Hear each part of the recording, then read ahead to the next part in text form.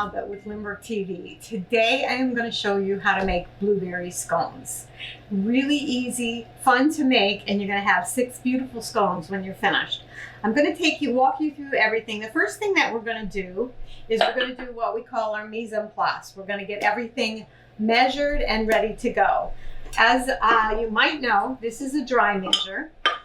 Flour gets packed down into the container when it's in the package at the store or when it's home, whatever, it gets packed down. So you want to loosen it up, and then you're going to take your measuring cup and you're just going to lightly spoon it in to your measuring cup, and then you're going to level it off.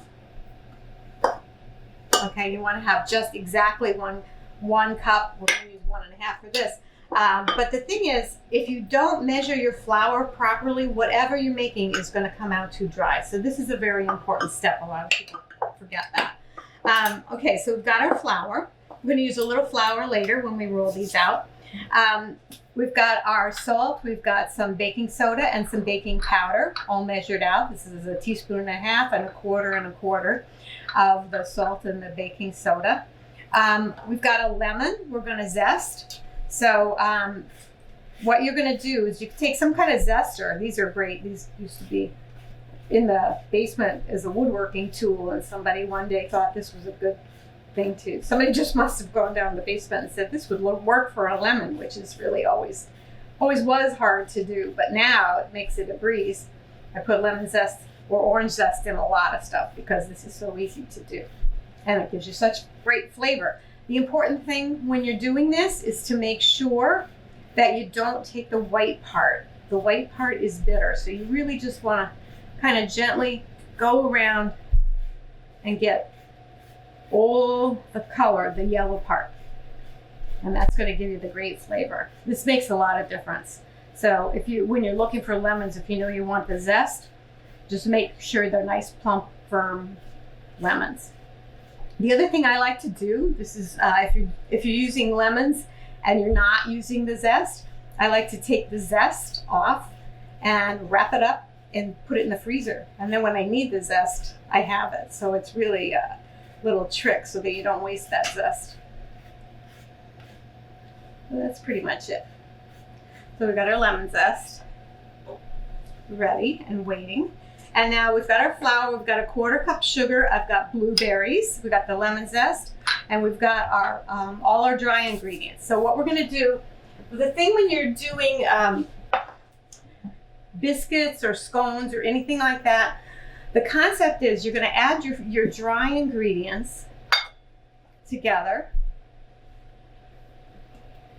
and you're going to add one of these. And our sugar as well. And then you're going to want to mix this up a little bit. You want to mix it so that nobody gets a big mouthful of baking soda. You want to make sure it's well distributed. And this is where I like to put the zest, because then you can mix it in and make sure it goes in a little bit easier at this point. This is the important part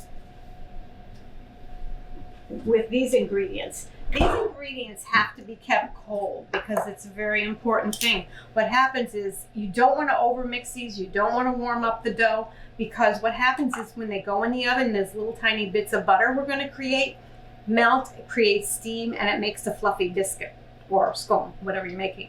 So you want to make sure that the butter stays cold. We're going to use 6 tablespoons of butter.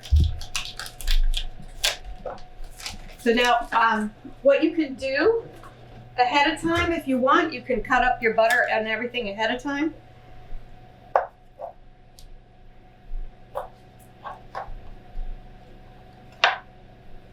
And then put it in the refrigerator till you're ready, but we're going to be ready right away, so we're going to just use it right away.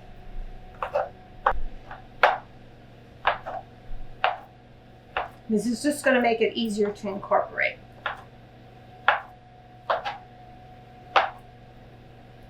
Some people like to do scones in the food processor. You do have to be really careful. If you over process them, you're going to melt the butter, and that's what you don't want. So you want to be careful.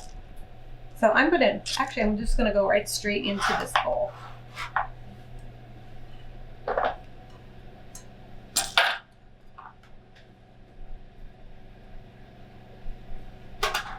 Now what we're gonna do is we're gonna use a pastry blender. And this is what's gonna, the trick with the pastry blender is to first coat it with a little of the flour. And then you're gonna push it through. They used to tell you you could do this with 2 knives, but I always found that quite complicated. So the pastry blender is better, but there is a point I end up usually using my fingers for this.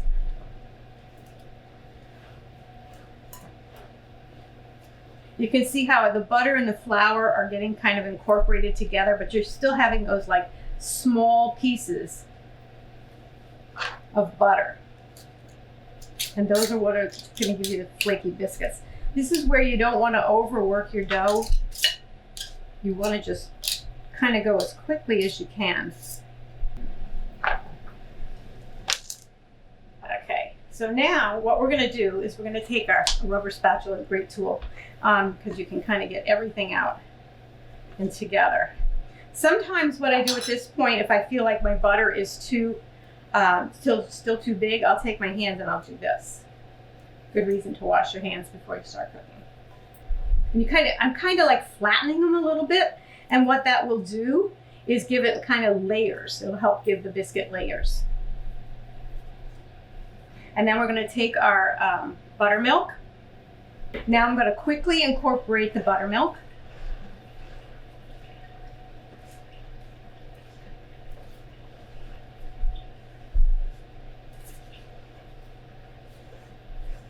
And now we're going to incorporate the blueberries. Now you want to be gentle with the blueberries here at this point. You don't want to squish them. You can use dried blueberries, makes this part easier, but the fresh blueberries are great if you can get them. They're usually available, it seems like, almost everywhere now. Now the next part, kind of got them mixed in here gently. I'm going to move this cutting board and some of our tools. We're going to take some flour. It's one of my favorite ingredients. So I'm going to put it on the counter just like this. And now we're, again, still working quickly. We're going to get a little flour on our hands, just so I have a little flour underneath. And we're just going to kind of knead it just a little bit. These are great to make. You could double this batch. In fact, I was thinking of doing a double batch, and I think this is good. This makes 6, or you can even make 8 if you want. But you can double the batch and you can freeze them. You can actually freeze them before or after you cook them, so, or bake them. So it's up to you how you want to do that. But it's nice if you freeze them at this stage when you have the triangles cut, and then you pop them in the oven, and you've got like really home-baked scones right away. So it's great. So you're going to just move them into a circle like this. Okay. And we're going to use this to cut them. Okay, so we're going to take them.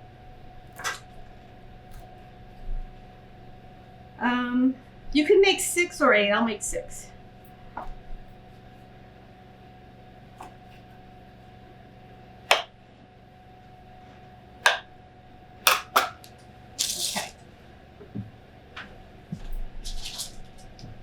We're going to take our cookie sheet.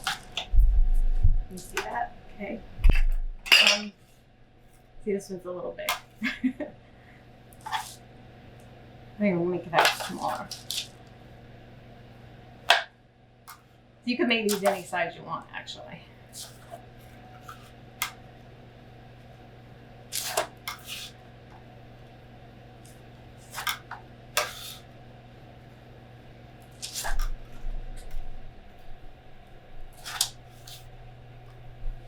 Okay, so now the second part. These are for the person that says, oh, I'll just take a little one. This part is going to give you a nice crunchy topping. Now you can put any kind of sugar on the top. I'm going to use that sugar in the raw, the turbinado sugar. That makes a nice crunch. I really love that. This is milk. You can use an egg white mixed with a little water if you want, but the milk works fine. Cream, whatever you have. It's going to be acting like glue a little bit. So we're going to brush the tops.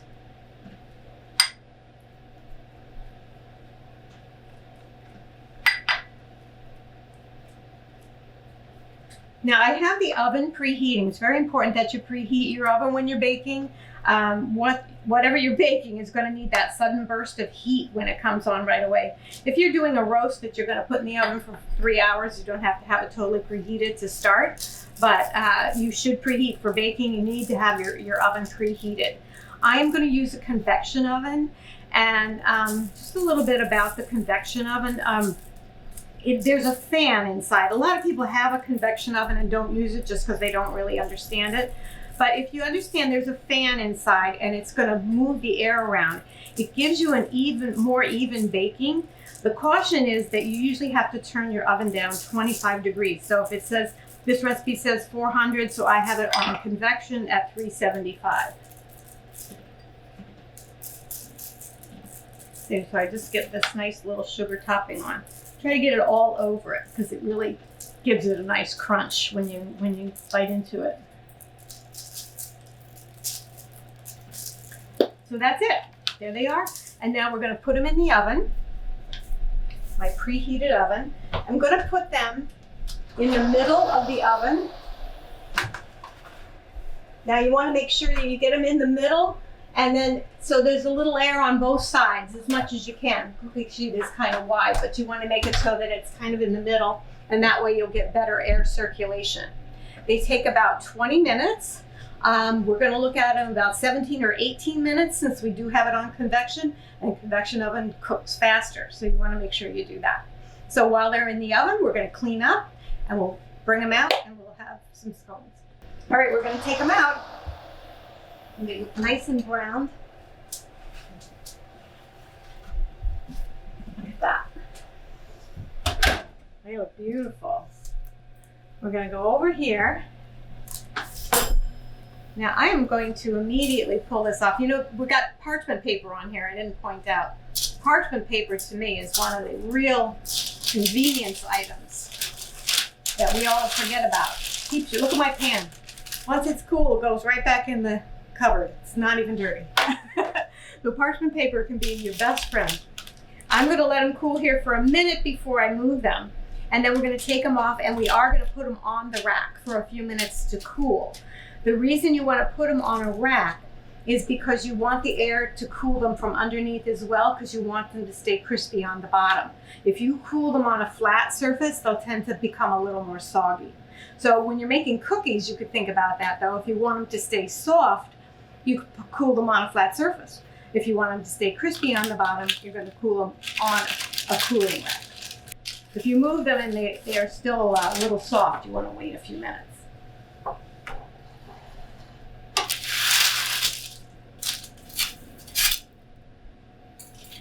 See, this is a smaller one. I kind of like the smaller ones.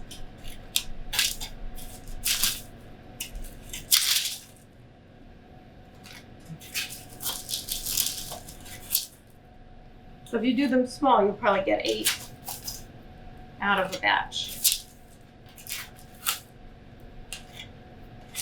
These look yummy. And like I said, you could freeze these before they go in the oven. You could freeze them, or you can freeze them after they cool here. Now you can toss a few in the freezer and then just warm them up, or have them room temperature, whichever way you want. But they're nice warm.